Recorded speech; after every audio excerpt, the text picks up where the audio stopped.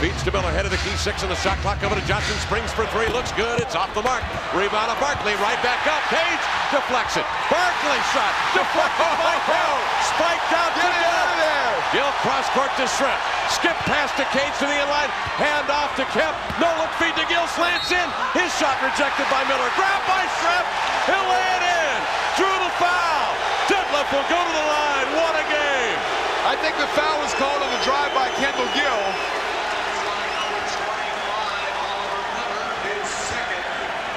The Sonics' interior defense has been outstanding. Charles Barkley has done a great job on the offensive board. Look at Michael Cage, no foul. Nate Barkley doesn't push off that foot very well, but Kendall Gill is a recipient as Shawn just swats that ball. Watch Shawn, the no look. Kendall going right to the basket, drawing a foul on Big Oliver Miller.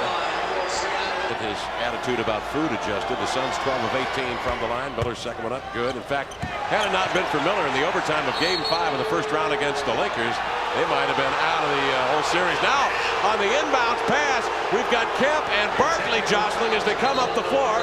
And a quick whistle by Joe DeRosa. And is this a technical foul on Kemp? I don't believe it. The refs are clueless in this game right now. Shawn just bumps him a little bit. Barkley goes into an acting routine. Joe DeRosa just sees the second play, the reaction. Right here you see Kemp and Barkley going out. They just get tangled up. Barkley throws his arms to Shawn with a light bump. That's just ridiculous. It's a no call. You don't make that call. You don't just see the second play and react to it. Kemp is standing right there by Barkley. Those two guys are John right now. They are flapping. They are vibrating the wind down there right now. And Ainge misses the technical foul shot. 66-60.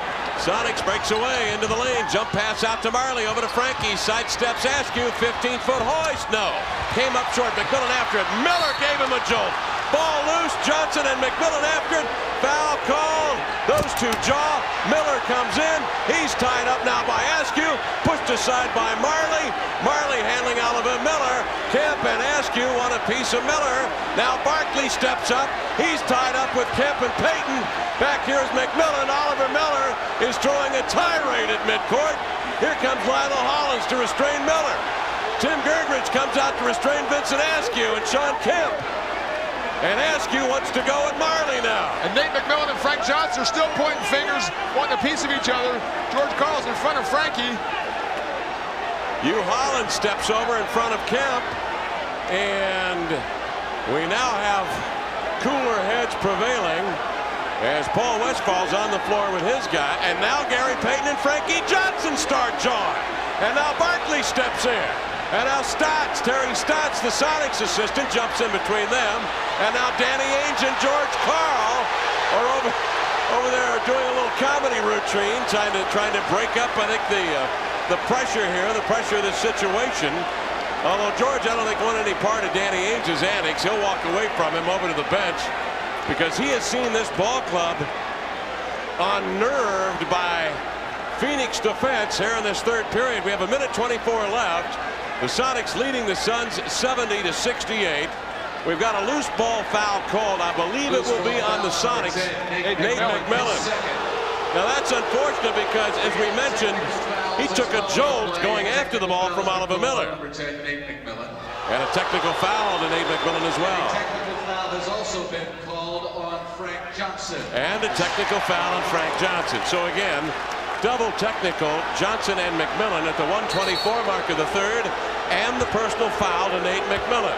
The Sonics are over the limit, which means Johnson will shoot 2 free throws. Well, some bad blood from the first half between Frank Johnson and Nate McMillan. Nate reaches in there and gets called for it. Frank Johnson throws his elbow out, then puts his hands up. You can see Nate goes right after him, puts his finger in his face and talking about it. Oh no.